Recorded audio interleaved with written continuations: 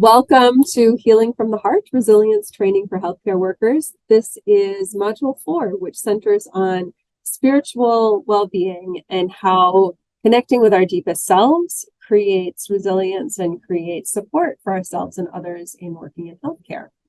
And I'm Catherine Justice, and I'm joined here by my colleague, Sandra Shallcross. Good to be with you, Catherine. and if you go to the next slide, Sandra.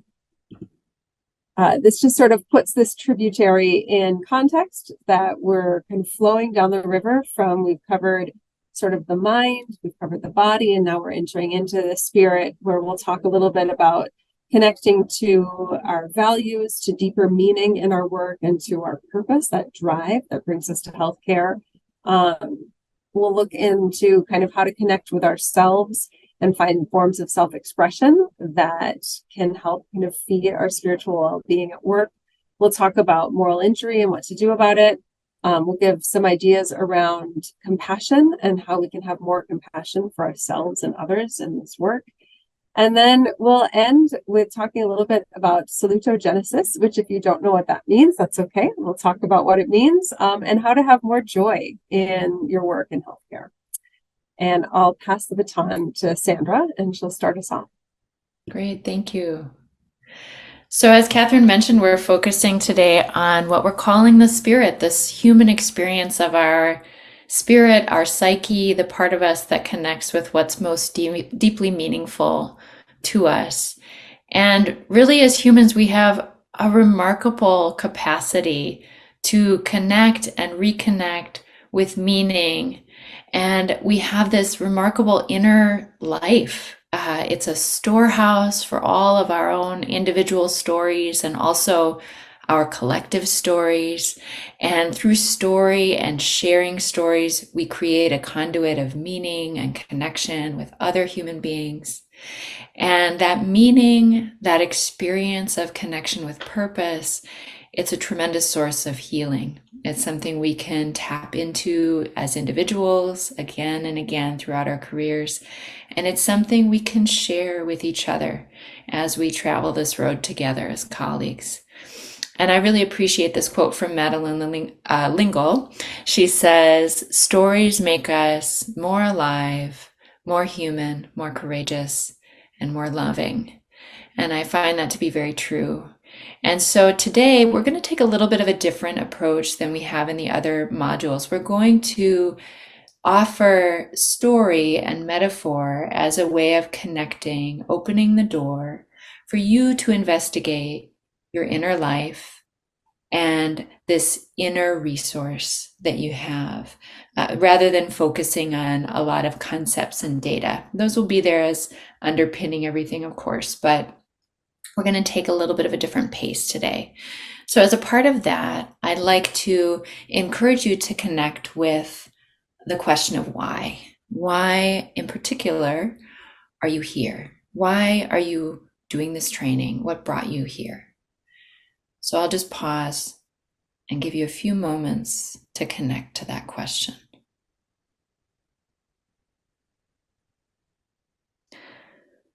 So whatever it is that brings you here, brings you to this work of caring for your own resilience, we can also ask in a more general sense, why do resilience work? What are we really here for? And we've talked about stress and resilience as being like finding an eye in the midst of a tremendous storm of stress. And expanding on that, I just want to offer this idea of, when we come here together to do resilience work, are we here to mitigate a disaster? If we think about, I think about this work, you might think about this for yourself as an individual, or we can think collectively. It's like being on a large sea vessel, a ship, and we're trying to get through a big storm together. And there are some signs that there are some problems with the ship. There are some holes in the hull and we're taking on water. And we can notice that in ourselves when we notice our stress response, or we notice signs of burnout or signs of mental health difficulties, or whatever the case might be. And so in a very real way, we're doing the work of trying to reduce the impact of this disaster, of, mending the vessel.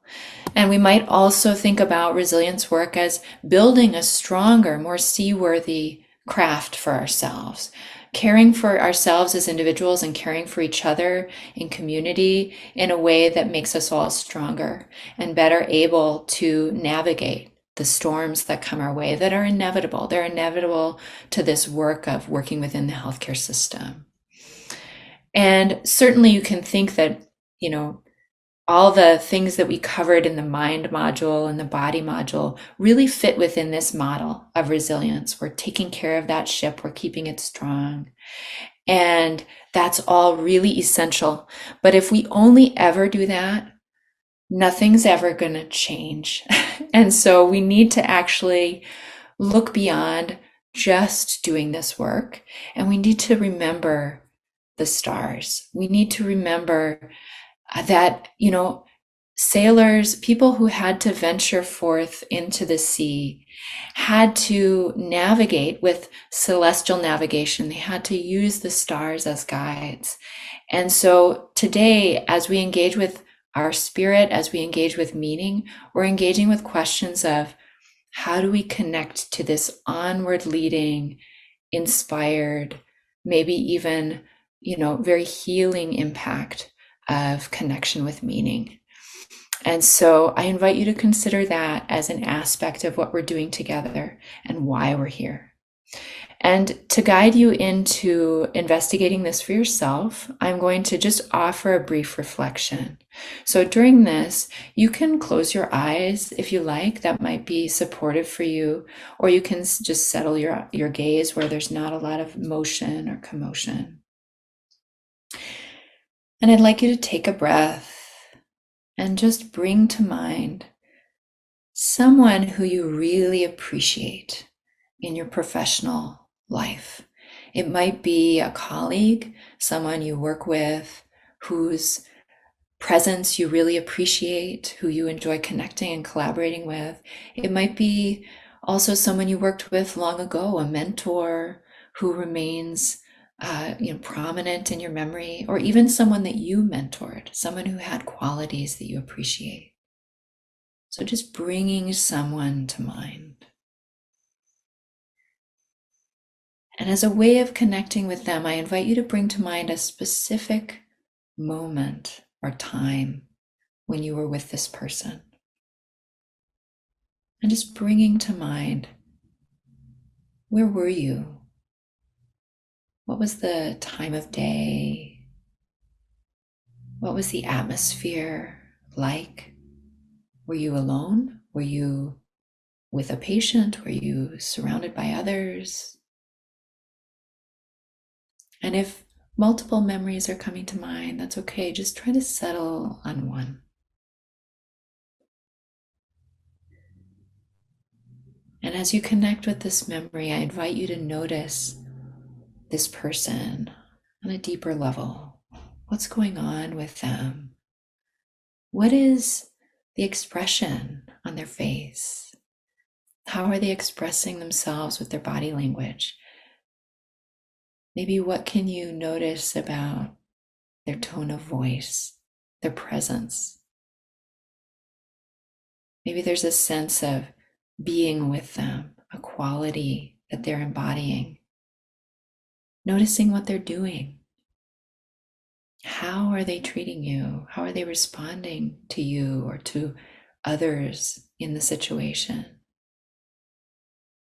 Noticing anything they might be saying to you or sharing with you.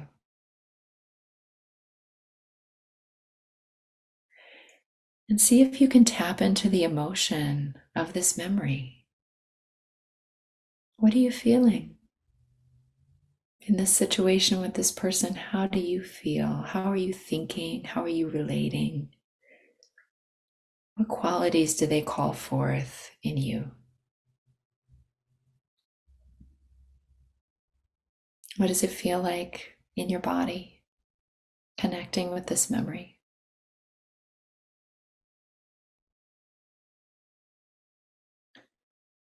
And for just a moment, taking the time to really savor this memory, the goodness of it, the things you appreciate about it. You might even think to yourself, thank you.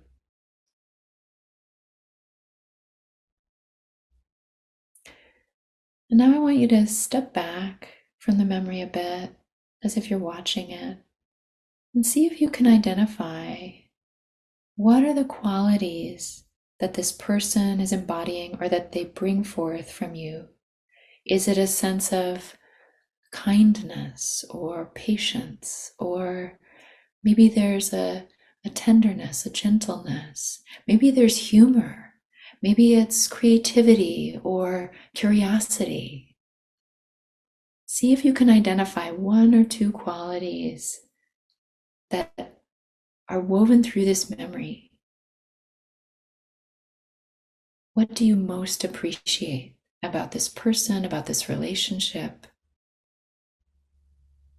about the work you're doing together?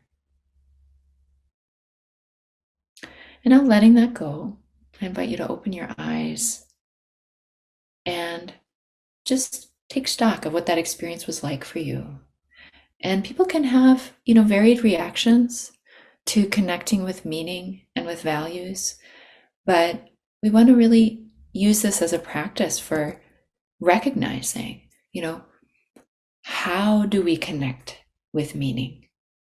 So how questions can be really helpful too in this domain. You might notice that you learned something about what's most deeply meaningful for you in the work that you do, and how that's supported by colleagues you appreciate, relationships you appreciate. You might also have an experience of feeling tension or feeling a distance from what you value most. And that's not uncommon.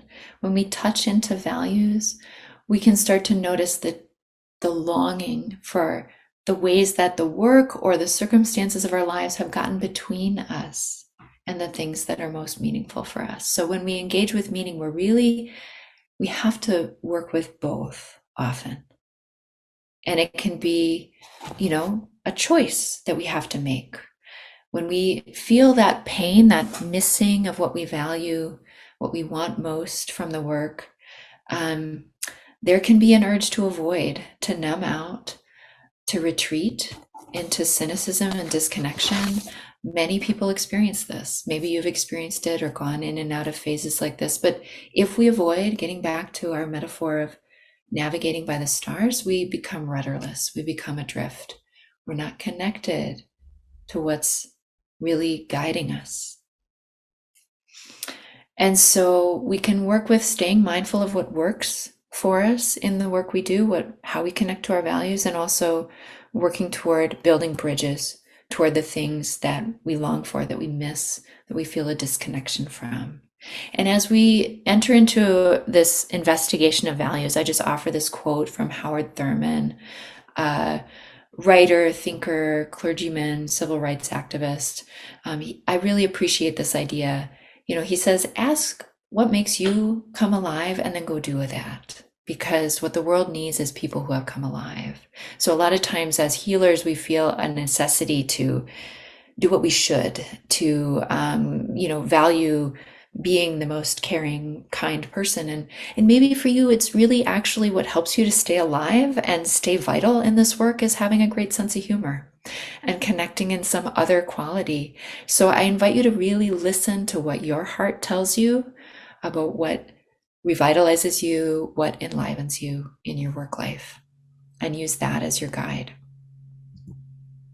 And also, as we talk about values, it's very easy to get bogged down in discouragement about, well, I value compassion, so I want to get this patient to this resource because my compassion tells me that that's really important. And that doesn't work in the world. Sometimes it doesn't work. And we all know this. So it's really helpful to remember that values are like a compass heading. They're a direction. I want to head west. And if I need to go through New Mexico instead of Nevada to get west, maybe that's okay. Maybe I open my mind a little bit to considering values as something where I can look for the ways to weave compassion through everything I do with a patient instead of getting really caught in my mind on this idea of we didn't reach that specific destination. Now, that's not an excuse for not wanting things to change, of course, but it is helpful and sustaining for us emotionally. So, as we get closer to this idea of meaning, we inevitably encounter morality as well. And so, I want to talk a little bit now about morality and moral injury, moral distress. Morality, like storytelling, like meaning, seem to be a really intrinsic aspect of our human experience, and they seem to be pretty unique to us, this moral dimension of our experience. And it's also completely necessary to developing and maintaining thriving communities. It's only through morality that we can coordinate with other people, that we can collaborate with other people. Without morality, communities break down. And it's really remarkable when you watch for it, how much the moral dimension of our lives weaves through all the choices we make throughout our day, the many norms and rules that we might not even notice that serve to minimize friction, minimize tension, and the desire to punish ourselves or punish others. But when we end up in a situation where we really cannot resolve a moral dilemma, it can be a very intense source of confusion, anguish, even destabilization for us. And we need to attend to that as well, because it's happening quite often for clinicians.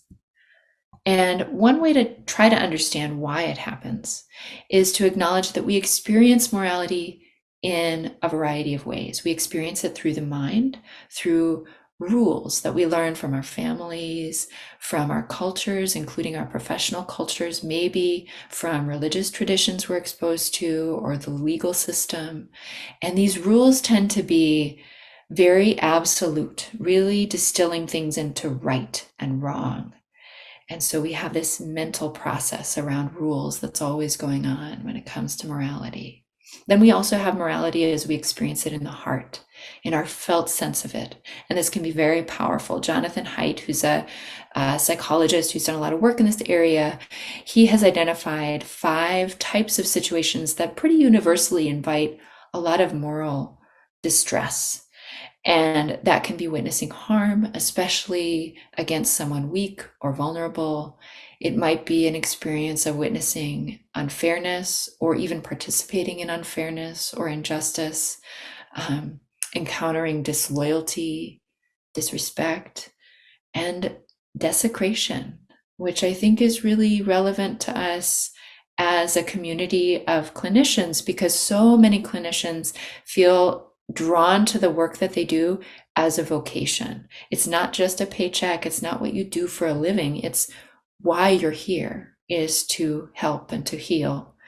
And so when we see how the system doesn't support us in doing that, it can feel like a desecration of something that's quite sacred to us. So I'm sure as I run through this list, you can probably come up with a variety of situations that you've encountered in your life where you've witnessed this, or maybe even been caught up in participating in it, or felt that people in positions of authority are acting in ways that cause these things to happen. And of course, that inevitably leads to distress. So morality is not only an aspect of something we experience in our minds and in our hearts, it's also a part of our identity. We all want to be good people, and as healers, we adopt specific principles about how to take hold of and own that identity. And Wendy Dean and Simon Talbot write about this in their remarkable book, If I Betray These Words. And I want to share this quote from their book. It's a translation of the Hippocratic Oath. And I'm just going to read it, and I invite you to just reflect on your own relationship to your identity as a clinician as you listen. I pray that the attention I give to those who put themselves in my hands be rewarded with happiness. And in honor of the knowledge I've received from my teachers, I swear to care for anyone who suffers. If I ever break this oath, let my gods take away my knowledge of this art and my own health. Here speaks a citizen, a servant of the people. May I be destroyed if I betray these words. May I be destroyed if I betray these words. I'm really struck by that. And I think many clinicians wrestle with experiences they've had where they have to encounter a situation that calls into question their commitment to their oath and their identity to heal, to be a helper. So now I'm just going to share a very brief story excerpted from the book, If I Betray These Words. And this is the story of Isabella, a psychiatrist who encounters Danny primarily in an ER setting and works with him over the course of several years. And she first met him when he was 26. He was doe-eyed, innocent looking. She, of course, wondered about the backstory as she met him and learned that he was struggling with opioid dependence. And knowing that he came from a pretty supportive home, and yet it really doesn't matter what circumstances you're in. When an opioid meets with a mu receptor, you can be susceptible to addiction. And witnessing this happen for Danny and for his family, and seeing him as he ages out of his parents' insurance, going from a place where he can actually access care to a place where it becomes more and more difficult. And, of course, witnessing how the incentive structures for insurance companies and for taxpayers just simply lead to a system that has so many gaps for individuals who struggle with addiction, and of course, patients struggling with all kinds of conditions.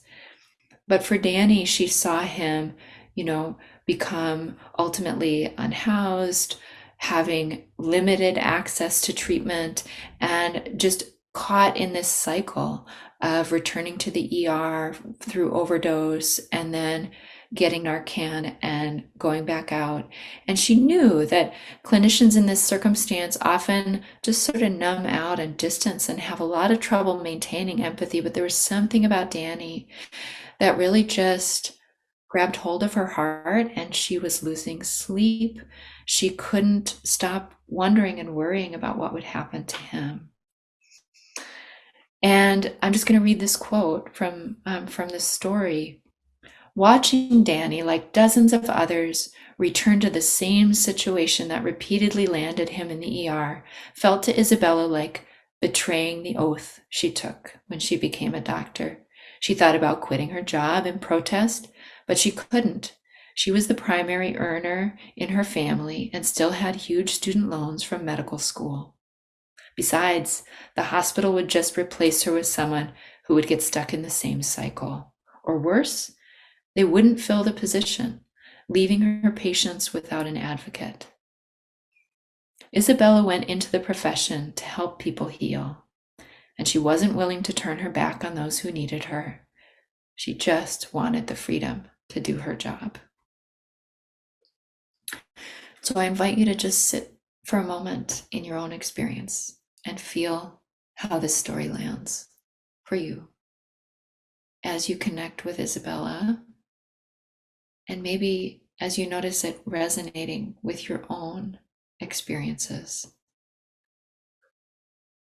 This is moral injury. These times when the head says we should have a solution, we should find the right way, but the heart breaks because we can't. It's not there. The path isn't there.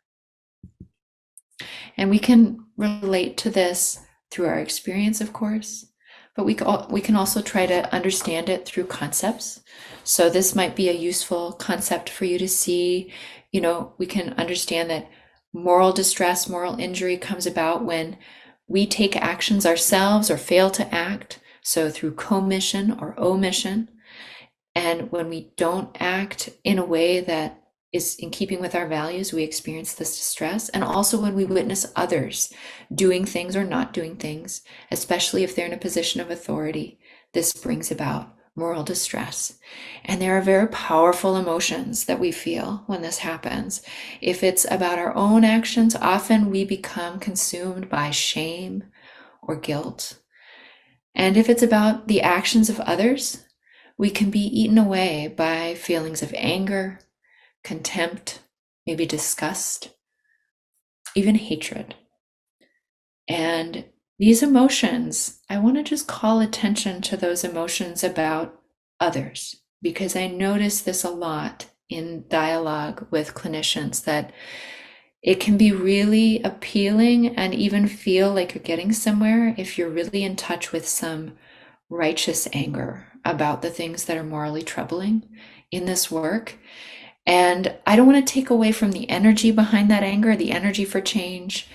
But I also, as a psychologist, as a clinician myself, I care for your well-being. And I want you to know that that emotional palette is really corrosive for us. It can predispose us to develop health conditions, depression. It can be really, really harmful. So we want to differentiate between the enlivening qualities of our moral sensibilities and the emotions and the injury, the distress, and how that breaks us down.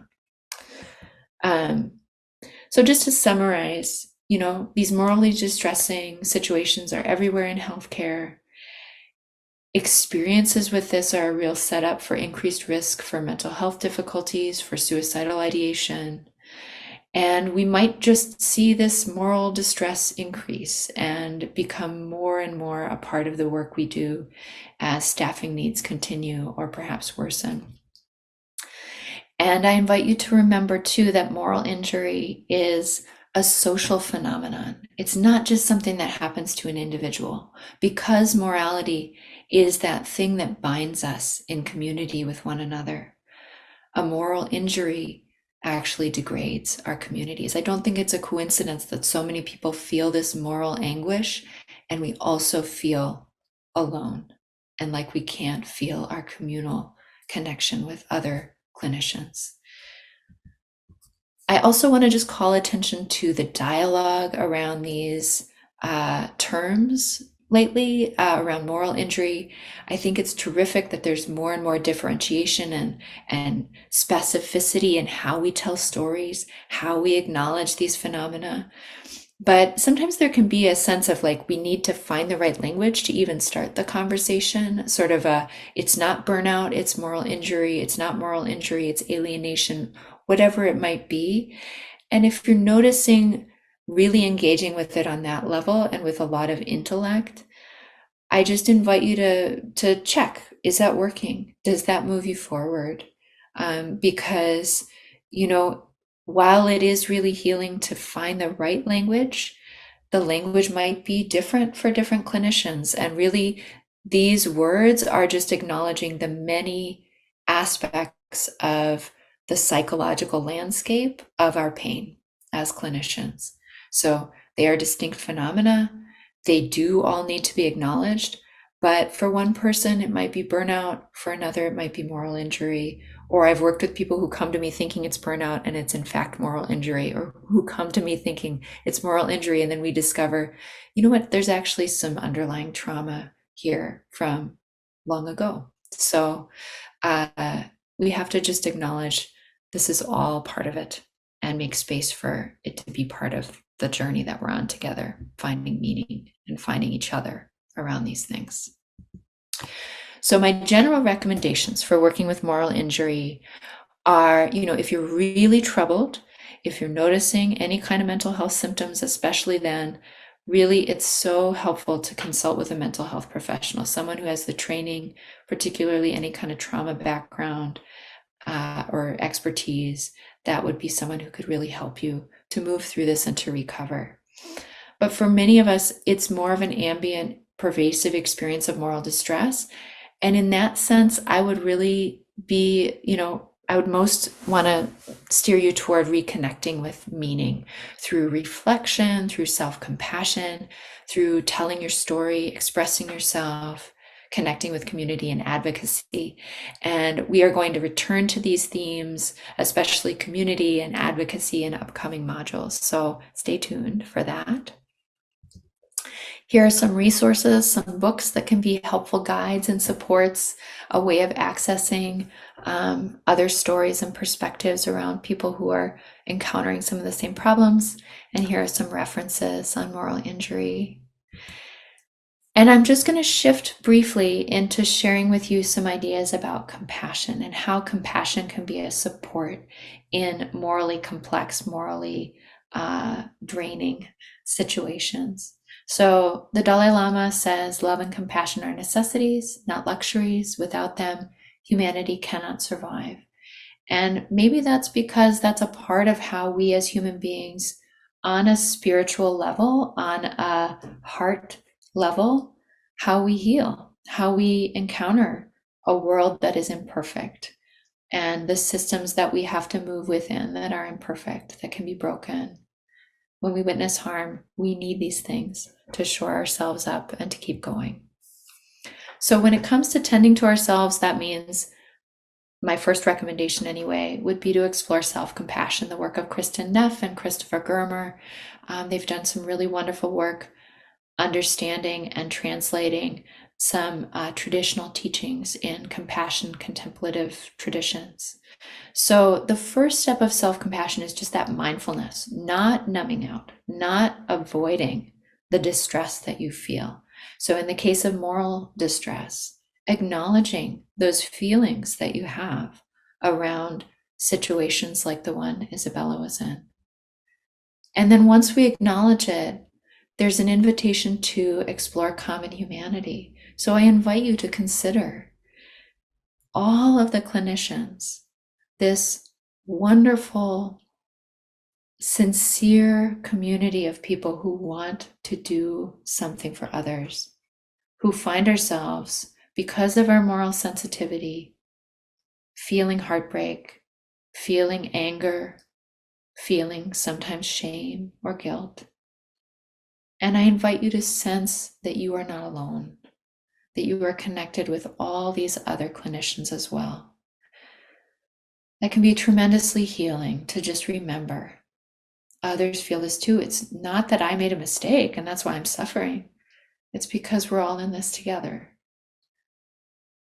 And then as an avenue toward kindness, if you're having trouble finding what's kind for you, one thing to do would be ask yourself, what do you wish? What do you wish for all those clinicians out there? What do you wish for your colleagues? What do you wish for the young people, the new people entering into your profession? What do you hope for them? What is your kindest heart wish for them? And then, is it possible to give a little bit of that kindness to yourself? You do know how to do this. We give kindness to others all the time. I know it's unfamiliar, but you can do it for yourself. So that's self-compassion, learning how to just send that kindness back to yourself. And there are many barriers for clinicians. You know, we have high standards about ourselves. We want to be superhuman. We want to care for others. It can feel selfish to care for ourselves. So I invite you to notice if you have some of those misgivings that are so common among clinicians. And I encourage you to just be aware of that that's a thought, that's a belief. And there's a difference between what we believe or what we've been trained to think and what actually works. So explore for yourself. Does it work to actually just set those misgivings aside and just try it? Even just for a day or a week, try some self-compassion. And as a way of kind of trying to reach out to those of you who might feel particularly disheartened or demoralized, where it's hard to even begin this work, I just want to share, I'm a great appreciator of the ceramic arts, and there's a Japanese method called kintsugi. And this is a method of reassembling broken objects, broken bowls or dishes, and then filling in all the cracks with a lacquer that's mixed with gold. So sometimes this is translated as the golden repair. And it's not just a practice, it's actually a philosophy, a way of honoring the history of the object and honoring that sometimes things get broken, but when we practice with connecting with these open-hearted qualities within ourselves, you just might find that with some practice, that care, that natural pro-social quality that you have within yourself can fill in all the cracks and help you to feel whole again in your work. And as a part of acknowledging that wholeness, I'm just going to end on this note. Moral injury is not a sign of disorder. It is a sign of our health, our vitality. It's a part of those guiding stars that draw us forward, that lead us onward, And when we try to view it as an individual failing, that's a real non-starter. It's really actually something that we need to stay connected to as we work to repair the systems that cause us to feel it in the first place. So I'll just leave it there and pass the baton over to Catherine. Thank you so much, Sandra. That pottery image is just so beautiful. It just gave me chills listening to you talk about it. It's really the idea of all of us kind of taking our wounds and filling them in with gold and making something that's been painful or challenging to us and making it a source of beauty is really kind of where we're going next in this talk. But I do just want to give one last little shout out to just particularly for people who work in healthcare environments where perhaps you feel like your organization is under-resourced and understaffed. Perhaps the community that you're working with carries a lot of trauma with them. Maybe they are also under-resourced and maybe historically underserved. And it can sometimes feel like it's never enough. Like we give and we give and we give, and it's never enough, that people are always in need of more. And I think just this phrase of just acknowledging that you're not required to set yourself on fire to keep others warm, that we all have limits and that we all need to kind of tend to our own life preservers before putting on those of our neighbors. It's like kind of an adage, but I feel like it can't be said enough that it's the need for us to care for ourselves is paramount in this work. You can't help anyone if you yourself are carrying around too much of a burden. So we can go to the next slide now. So looking at sort of this broadened view of spirit and spirituality, not focusing really on religion, although for some people that's a real source of spirituality, but looking at spirituality as anything that brings us closer to our deepest self. So anything that connects us with kind of the deep meaning of the meaning that we make of life, of what it means to us to be here, to be in this body, to be right here and now, and what our purpose is, like why we want to be here, which was some wonderful explorations that Sandra already did with you around that. And then kind of the values as far as like what you want to bring with you, or those directions of where you want to be leading yourself and others in this work. And we're going to talk a lot too about ways of expressing these sort of deeper feelings, letting them come out so they don't just stay inside of us, but finding ways of bringing them out. And that's going to lead us right into this idea of how to have joy in working in healthcare, which can sometimes to some people feel like an oxymoron because we're working with suffering. But there are ways of bringing joy and suffering so that they can actually coexist quite beautifully together. And I love the Sufi poet Rumi. And so I wanted to start off this section with this just really vibrant Rumi quote saying, "Passion makes old medicine new. Passion lops off the bough of weariness. Passion is the elixir that renews. Seek passion, seek passion, seek passion." Passion can be our medicine. We can move to the next slide. Great. So when we think about kind of connecting with our deepest self, like this really can't be overstated, that we really need to figure out who we are. Like, what do we believe? What are our deeper values? What meaning and purpose do we really have in this work? And so as part of this module, there's a values exercise that has sort of a whole list of words to just kind of get you started of thinking of what's important to you. And then you can kind of connect those to sort of like, well, if this is your value, if this is what is important to you, then how does your work take you to or from that value? What are elements of your work where you can really kind of live and kind of savor that value, really kind of dig into it? And where are the places where you feel like you're being pulled away from it? And what can be done to kind of bias you more into that world of values alignment? So that's just sort of an option for you within that worksheet. And then thinking about, it's really hard to connect to your deepest self if you're exhausted all of the time. And I know in the last module, when we were talking about the body, I mentioned this book, but I'm going to keep mentioning it because it's so good, which is Rest is Resistance by Tricia Hersey. And there are so many good quotes from that book. So you might hear a few more of them as we continue on through the next modules. But for this one, the quote that I settled on was, resting our bodies and minds is a form of reverence. When we honor our bodies via rest, we're connecting to the deepest parts of ourselves. This rest work is holding space for our memories, our microhistories, and all of the things that make us human. So we need downtime.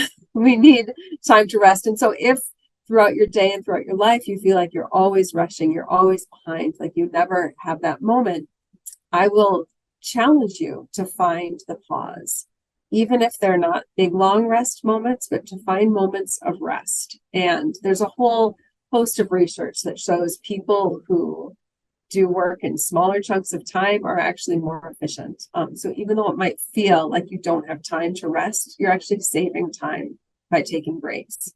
And an example of that was worked into my healthcare system, that we even had one of the teachers of the med students and the residents here created a pause session where he brought together groups of faculty, residents, and students to spend an hour together just pausing their work and reflecting on all sorts of things about their work day and the work that they do. But it was dedicated time to just pause. And while not every system is afforded that, it's worth thinking about as creating not just kind of unstructured breaks throughout your workday, but maybe even some structured breaks that you can do together with other people, that you can hit the pause button. Because I often say, like, sitting down and checking your emails doesn't count as rest. Sorry, like, that doesn't count. So finding true moments of rest and pause. And again, you can go back to the last module if you're like, what is rest again? I need some help remembering what that can look like. You can go back to that module. And then thinking about, so, okay, if we're getting in touch with our values, we're giving ourselves time and space to connect to them, where do we go from there? Like, what's the next, how do we get these things that are inside of us? How do they get us out? How do they get out of us? So storytelling is one aspect. And so I'll invite you to pause for a moment here and just reflect. It can be just in your head, or you could write things down or draw a picture if that feels like a better way to express it. But just, what is one story in your life that exemplifies what brought you to healthcare? Like, what brought you here? And you can even think, like, what did you write in your school essays or in your job cover letters? Like, what is one story that led you to where you are right now? And as you reflect on this, there's a whole field of narrative medicine that maybe you've heard of. Maybe this is your first time hearing of it, but it really looks at storytelling within healthcare and how storytelling makes us better healthcare workers. So yeah, as you think of that story, maybe you could take this time as you're thinking of it or writing it down to even just notice your body, like what physically you're experiencing when you remember this story, if there's any physical sensations or if there's any emotions that are coming up with this memory. You can just take a moment to just notice what's coming up for you. And I'll enter into your consciousness this quote too from Dr. Torona Lodog, that when we listen to our spirit, we have the opportunity to fall in love with the essence of who we truly are. We free ourselves from the weight of trying to be everything to everyone all the time. And if you need more time to kind of think about your story, you can always pause the module and keep going. And when you're ready, we can move on. And this next, you're going to see a lot of quotes here because there's a lot of people who are wiser than me. So I'm using their words, wiser and more eloquent. So I'm using their words. But Amanda Gorman, in her poem At First, she has this really haunting phrase that I really love that goes, we become paid professionals of pain, specialists in suffering, aces of the ache, masters of the moan. And that to me is, and Sandra, you're going to have to correct my pronunciation, Kintsugi, is that right? Of the pottery? I believe it's kintsugi. I don't know. Yeah. So that to me is kintsugi right there. Yeah. Like that is taking like a moment of pain and suffering and with her amazing skill with language, making it beautiful. And there's something that happens that I think is pretty common to humanity, that when we see kind of suffering put into this beautiful package, our heart opens to it in a different way. And our heart opens to connecting to other people with it in a different way, which is sort of what art does. And that kind of takes us into this next book, which is that there's a lot of ways to express this within ourselves and to experience it. And by thinking of self-expression, it doesn't actually have to be your words or your artwork. It can be engaging with something that someone else has done, just like how I was just doing with Amanda Gorman's poem. And so I'll offer another moment of reflection here if you want to think about a work of art that has moved you in the past. And by work of art, it can be anything. It can be a painting, it can be a performance, it can be music, written word, anything, film, TV, that's a form of art.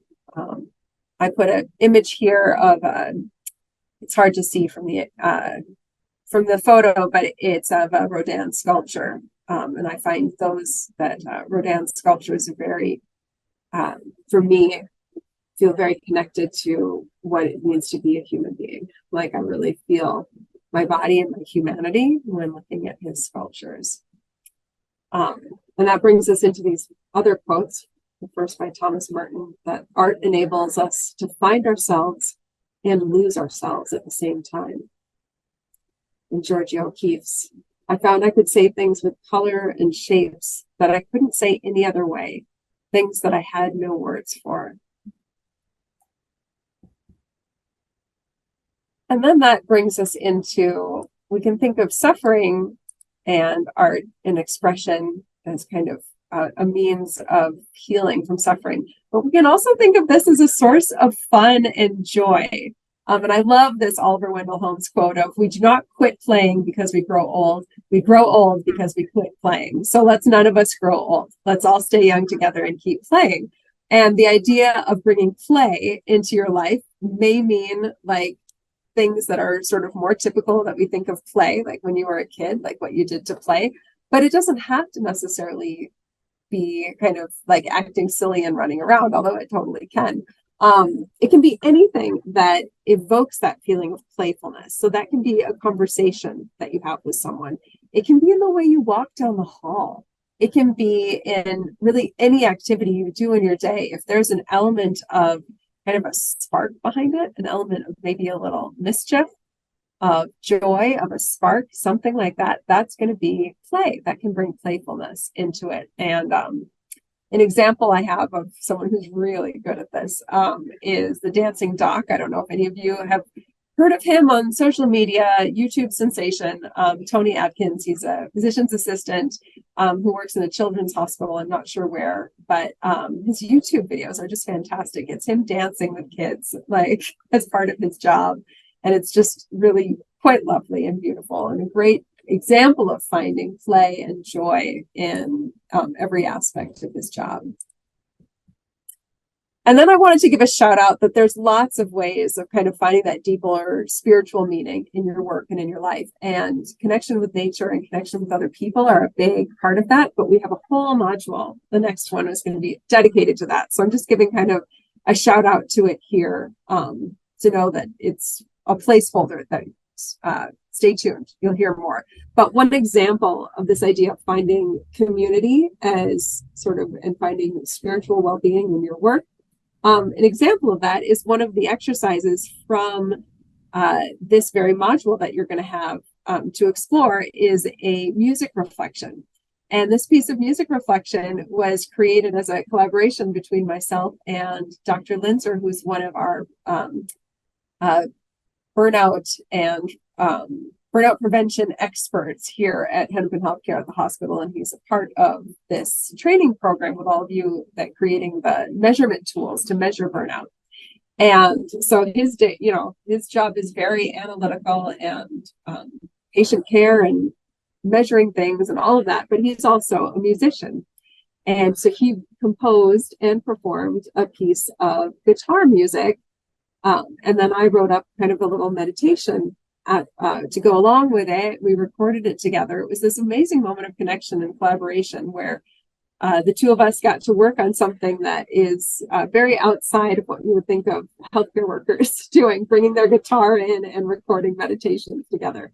But it was a really beautiful moment. And for both of us, I think this very meaningful experience and a real nice moment of connection and creativity within our workday that gives meaning to the work that we do. And then last but not least, I promised that I would define salutogenesis for you all if you haven't heard that term before. But really what salutogenesis is health creation. It's this idea of not just focusing on what it takes to kind of manage the difficult things in our health and in our lives, but really what's going to make us the healthiest, most awesome, most well people possible. So it's about thriving, not just surviving. And to go back to Sandra's really beautiful metaphor of the ship on the waters and the navigation, this is like salutogenesis is like creating our own star map for our best life and for our best work life. Again, of how to kind of bring in those deeper parts of ourselves and share them and really have them nourished throughout our workday. And when you're really engaging with your deepest self in your work, when you're connecting to those values and to your mission and to your real heartfelt desire, this work, it's not just about repairing that broken ship.